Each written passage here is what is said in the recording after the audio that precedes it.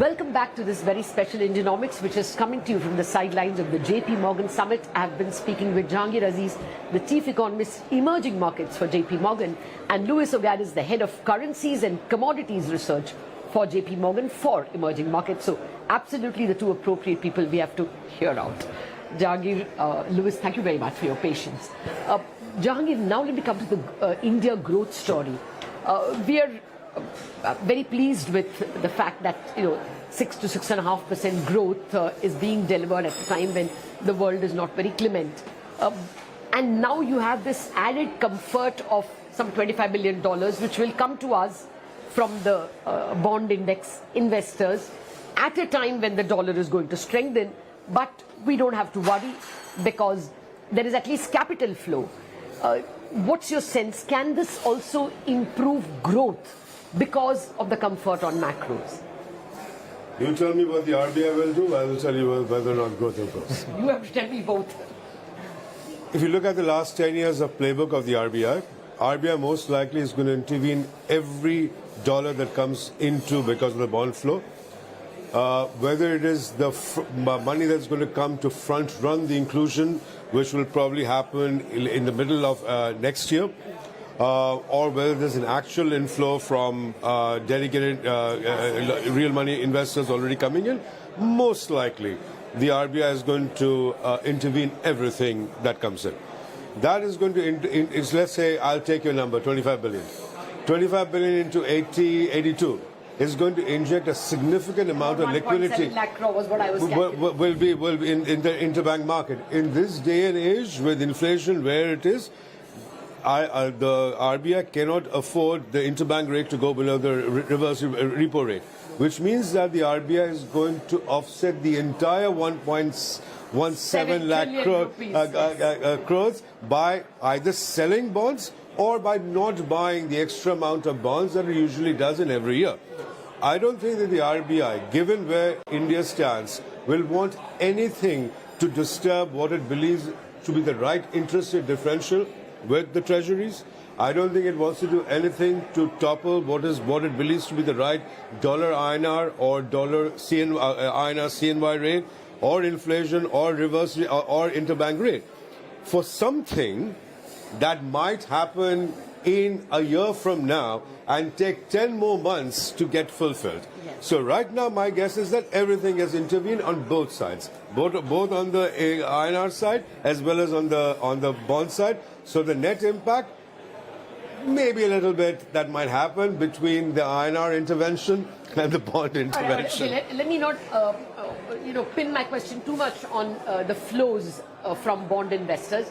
My more general question is on growth. Yes. Are you seeing enough reasons to be optimistic that we will be able to go from 6.5% to 7% in coming years? No, that we are not. But we are optimistic, along with India, the other emerging market countries, ex-China, that despite the fact that the biggest anchor of emerging market growth, which used to be China, actually languishing, emerging market has delivered this year every passing data point, and it doesn't matter which country you look at. He and I look at Brazil. Brazil, we started off the year by saying is going to be in complete recession. Every data point we have upped, including last week, we have upped Brazil growth. So I think that the emerging markets are showing significant amount of resilience. India is part of that. It is showing significant amount of resilience. And it is not just resilience on the growth front. It is also resilience, not resilience, but discipline on the fiscal front, discipline on the monetary policy front. And therefore, you're seeing much smaller current account, which is the Achilles heel of emerging markets at this point in time. So I don't think it's going to go from 6 to 7, but I think that the slowdown that we were fearing, I think you're going to continue to surprise us, both India and the rest of emerging markets, on the upside. And what you really want, and I know this, you won't like the answer, you really want these economies to slow down. If these economies do not slow down, then inflation does not get back to the zones, to the target zone.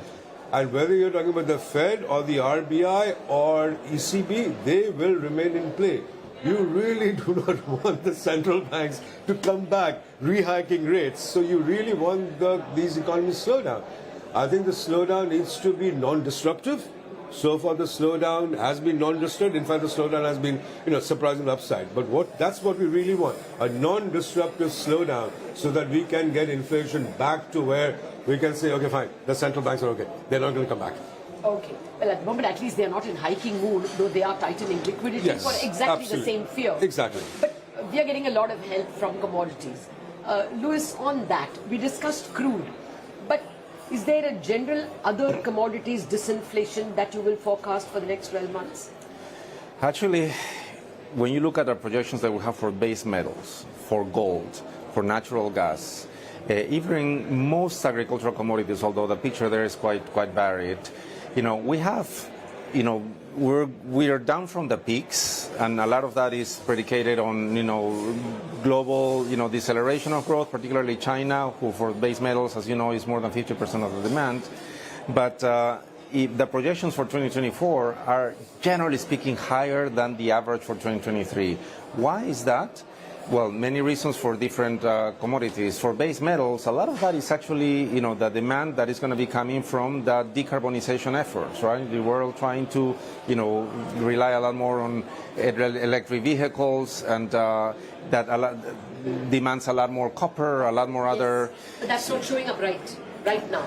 It's not showing right now, but it will, right? Why? Because there has not been in recent years sufficient investment for more production, right?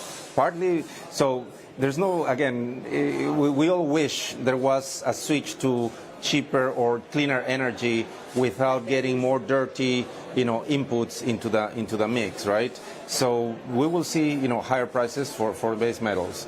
You already made some reference. By when do you? Because at the moment it seems to be a little lower than last month. Yeah. Copper and zinc and even ferrous. Yes. Slightly lower than last month. So we think that the inflection point is actually going to happen in this second half of the year, and we're going to start to see prices starting to creep up higher already by the end of this year, and certainly higher during the course of 2024, which is interesting.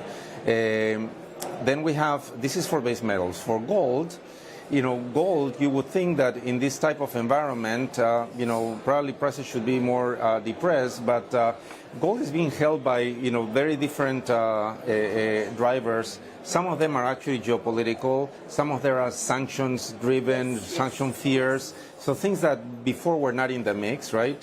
And then when we get to agricultural commodities, we have this looming risk related to El Nino, which, it's a cyclical climatic regularity. Every 7 years we have an El Nino, which is going to push the soft commodity prices higher because it does disrupt, droughts in some places, floods in others, right?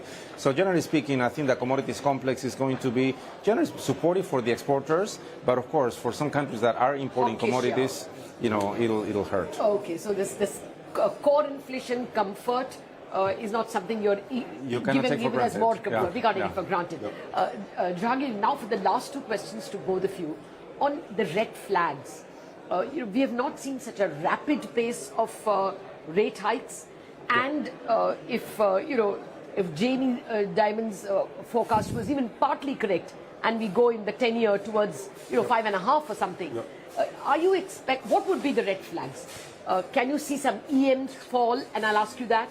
Or can you see, just like we saw regional banks, is there any red flags that might lead to a financial problem for financial markets? Look, I think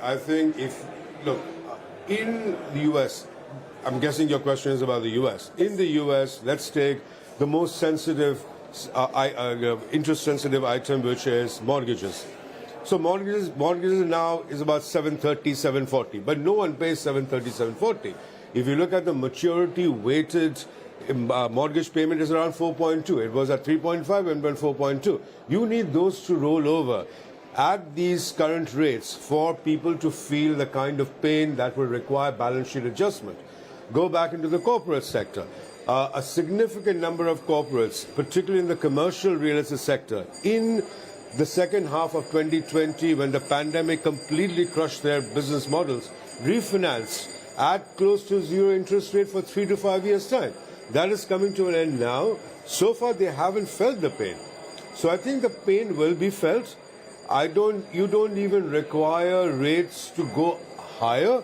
If the rates just stay where they are for longer, without easing inside, these rollovers are going to keep debt service up, interest costs up. So I think that itself is going to start squeezing on the economy.